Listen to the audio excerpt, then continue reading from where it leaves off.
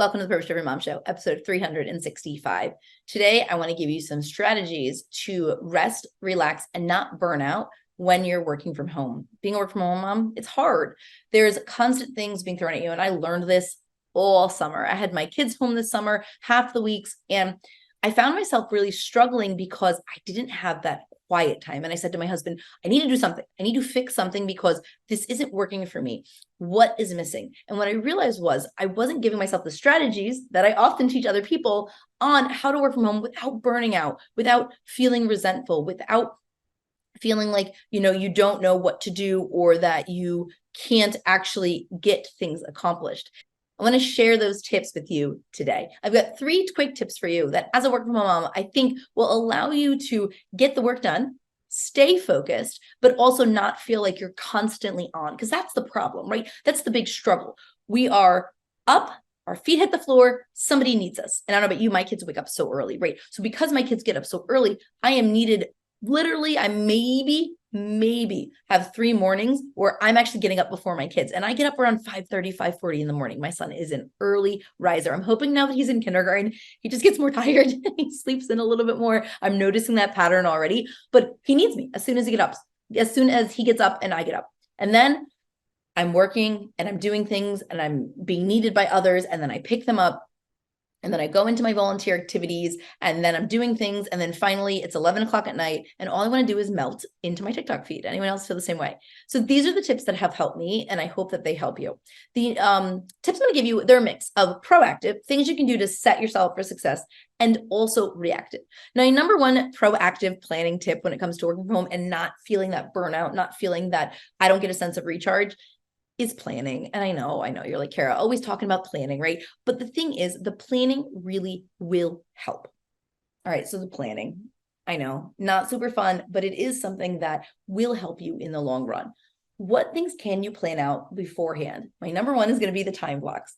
Can you look through your week and ask yourself, when are my work time blocks versus when are my home time blocks? I think when you do that, you go in saying, I know this is mommy's time to work versus mommy's time to not work. Now, my kids are at a traditional school, right? So they're there 9 to 3. I now have a traditional schedule. In the summer, I didn't. In the summer, I was working when they were home and it looked different. So I'm going to give you 2 examples. One for what I would do if I was homeschooling or if my kids were younger and they were home. And one if you were in a situation like me, where your kids are at school all day. If you're working and your kids are home physically with you during the day and you're trying to work, I really do recommend pre-identifying when you're going to get the work done. Is it during nap time? Is it when they go to bed? Is it waking up earlier in the morning? The other thing that will help with your planning is knowing what activities you can do with your kids around versus what activities that you need time in silence. Recording a podcast is a great example for me. I love to have that time where I can do this with nobody else home, no distractions and things like that. So what does that look like for you? Now, if your kids are in traditional school, I recommend you create boundaries.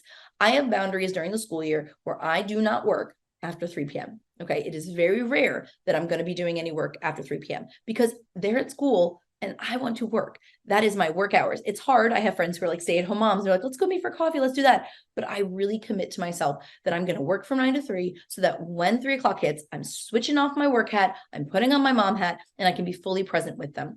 My daughter had said a few times this summer, like, oh, I feel like you're just on your phone or you're working a lot more, because it looked different for her. She was used to me not working when she was home. Because she was home in the summer, I had to explain to her, you're home in the summer, mommy still has to get some work done, and this is what it needs to look like. So proactively plan out your work blocks. This will allow you to not feel resentment, and it will allow you to feel a little bit more focused so that when the laundry is calling your name or the dishes are looking at you, you can say, this is my work block. It is not a home block. The other thing that you need to do, though, is when are your home blocks? I identify home blocks of when I'm going to be doing the dishes and the laundry, when I'm doing stuff around the house, when I'm doing things for my other activities. I've shared before, I'm a Girl Scout leader, so I always have one time block a week where I work on Girl Scout stuff. I know where my goals are going to go. And because I know where my goals are going to go, the goals that, the tasks that pop up for me, I don't worry about as much. I already have a sink full of dishes right now. It's 2 o'clock in the afternoon. I know that from 3 to 6 is my home block. I'm going to worry about those dishes then. And that allows me to alleviate the guilt. Now, what else can I do to feel like a little bit more recharged? I gave you that proactive planning piece, which I think is the key. But what do you do in the moment? How do you feel recharged during the day when you're feeling like all the demands are coming at you? First things first, I really recommend using the Pomodoro technique. Now, I teach time blocking because I love it. I think hour by hour scheduling just gets you caught so into the trap of feeling like you have to hustle all the time. Whereas time blocking gives you freedom and flexibility. I always say, you make a time block that's about 3 hours long and you plan out about 90 minutes of tasks. You don't have to fill the entire 3 hours. You fill the 90 minutes however you want. It gives you buffer to slow down, speed up, whatever you need. But one of the strategies I like inside my blocks is Pomodoro. Pomodoro is the technique of 25 minutes on and 5 minutes off. This allows me to have a brain break. I find for myself, 25 minutes is about as much time as I can really focus before I need to get up, move around, and transition a little bit. So if I'm theming out my weeks, which is something I've taught in previous episodes, if I'm theming out my weeks and I know that on Wednesday from 9 to 12, that time block is podcast, right? I'm going to work on my batches for my podcast. What I'm going to do is have my list in my proactive planning of every podcast task I'm going to get done during that block. And then I'm going to say, I'm going to work for 25 minutes like I'm doing now on a podcast and then take a 5-minute break. 25 minutes on a podcast and then take a 5-minute break. This allows me to transition from this one episode that I'm recording to the next episode that I'm going to do, or switch from recording mode to admin mode or planning mode or whatever I need to be doing for the podcast at the moment. Same thing when I'm doing launches or stuff for my programs. So when I'm planning it out, if you don't have a full-time block, ask yourself, how can you do this so that it works? And how can you set it up so that you're doing 25 minutes on and 5 minutes off? This allows me to feel more recharged. And it also allows me to take breaks. One thing I notice is when we're working from home a lot, we don't give ourselves breaks. When I was a teacher, I had a prep period. Now, granted, I'm working on my prep period. I had a lunch and I was also working on my lunch period, but I had a time where I was able to stop, right? Now, right now I'm home. If I have to go to the bathroom, I'll go to the bathroom. But I was finding that I wasn't giving myself lunch breaks. I would scarf down something real quick at my desk for like 10 minutes and keep going because I'm like, I only have these 6 hours to get everything done. But the thing is, the task will expand to the time that you give it. If I give myself a half-hour full break where I'm away from my computer, I'm going to come back more recharged and more refreshed. And so giving myself and using this Pomodoro technique of 25 minutes on and 5 minutes off, it really allows me to come back and feel refreshed, come back and feel like I took a break. What do I do in those 5 minutes? Often I'm just going to go to the bathroom. I'm going to refill my water. I'm going to go get a coffee. I might answer some text messages that have come in on my personal thing. I try not to answer them during the workday, but I might do that. I might check in my personal email, just do something else to remind myself that like, it's okay to take a break. Just because you have these hours to work doesn't mean you need to be hustling during all of them. You need a break or you will not feel rested or recharged. Now, the second technique I'm going to give you, though, kind of goes hand in hand, and that's what I call transition times. Now, we talked about time blocking a little bit today, and again, I have tons of episodes on this, but one of the things I like to do with time blocking is theme them out. And I also like to give myself a transition in between blocks. Now, transitions are a little bit longer than the 5 minutes off on Pomodoro. I want you to think about this like when you were in high school, and you would go to your class, and then the bell would ring, history is done, I need to go to English. Your mood changes, maybe depending on the teacher who's in your class. You know that you're not learning history anymore. Now it's English. It's different. Do this in your home. This will allow you to feel recharged. So like I said, I do work and I have 2 time blocks, 9 to 12 and 12 to 3. Those are the 2 time blocks I work. Sometimes the stuff goes over. It is what it is, right? It's not perfect. So what I do is I put in a transition activity, transition time that's 15 to 20 minutes in between my time blocks. Normally, my 12 is my lunch. So that's when I take a full lunch break, 20, sometimes 30 minutes. And I go sit outside and I eat my lunch, or I sit at the table and I eat my lunch. Those are things that make me feel really refreshed because I'm not sitting at my desk just working. Other things that you can do during transition time, I like to use this time to take a walk. So if I missed my morning workout and I know that I need to get my steps in, I might go for a walk. I might take myself outside and get some fresh air. If I'm working on a work project and I'm feeling kind of stuck, this is a great time to take a walk.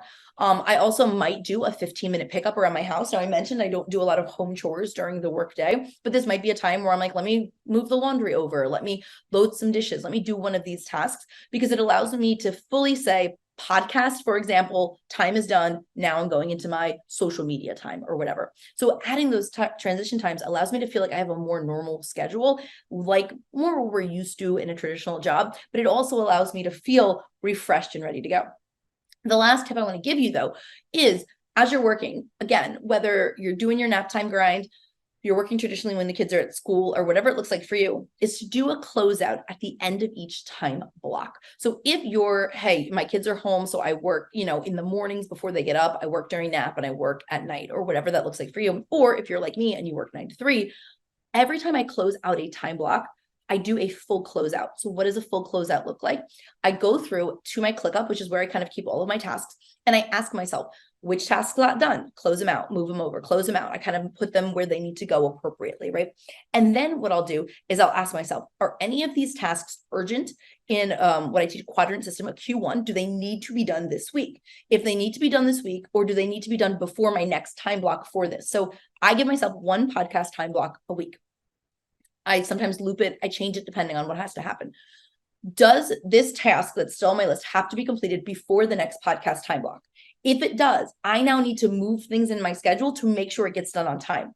If it doesn't, if it truly can wait, like I'm recording a podcast episode for October, for example, and it's September, it can wait another week. It may not be on the timeline I need, but it can wait. I will just make sure I have an appropriate due date. But I need to know, because I don't want stuff to pop up that's last minute that I'm like, oh, crud, I need to have this podcast done by Monday morning. And now it's Sunday and I have to work. I've shared a couple episodes this summer where I've had to operate like that because I wasn't on my A game when it came to planning, and I felt the difference. So I ask you, what sort of things do you need to make sure you're closing out? I always like to say, is this done? What got completed? I then will add in any tasks that got brought up for me. I call this kind of my thought catcher, but I'll do it specifically for that time block. So back to the podcast example, if while I'm recording a podcast or I'm working on podcast tasks during this time, I thought, oh, I need to do this. Oh, this is a project I'd like to work on. Oh, this has come up for me. What I then like to do is I like to make sure I make those tasks and I assign them a due date. That way they're not like floating around in my brain, right? They know where they belong and I can put them where they go. And then I close that time block out. This lets me feel so much more in control of my time and my schedule. It allows me to be flexible about the things that I want, and it helps me feel recharged for my business. On Sundays, when I do my Sunday planning, I follow the same process I follow for my personal life, or I put my appointments down, I add in my goals, my habits, my learning, and I feel in control. And I think one of the things about being a work-at-home mom, whether, again, your kids are home physically with you because you're homeschooling, or they're young, little people, like babies and things like that, or you're at a place where I'm at where my kids are at school, but I am still a work-at-home mom,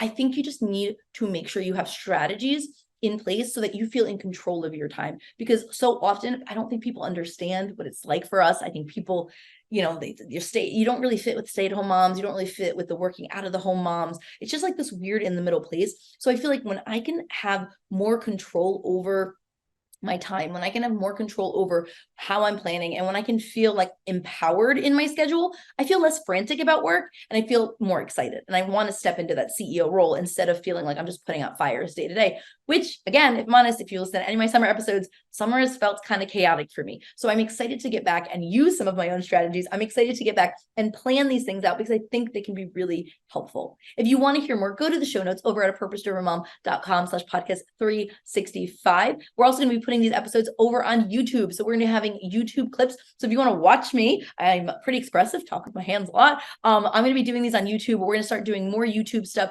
We'll link up to the YouTube channel over in the show notes. Go subscribe. There's already videos there from when I used to do YouTube stuff. We're really trying to ramp it up because there's so much I want to teach you visually on how I do my systems, and YouTube's a great platform for it. But we want to make sure if you're somebody who likes to listen to podcasts on YouTube, now it is accessible for you there as well. Again, show notes are over at apurposedrivenmom.com/podcast 365. Thanks for listening today. And if you have any feedback, thoughts, or you want more help, search our community on Facebook, Purpose Driven Mom Community, and I would love to chat with you more.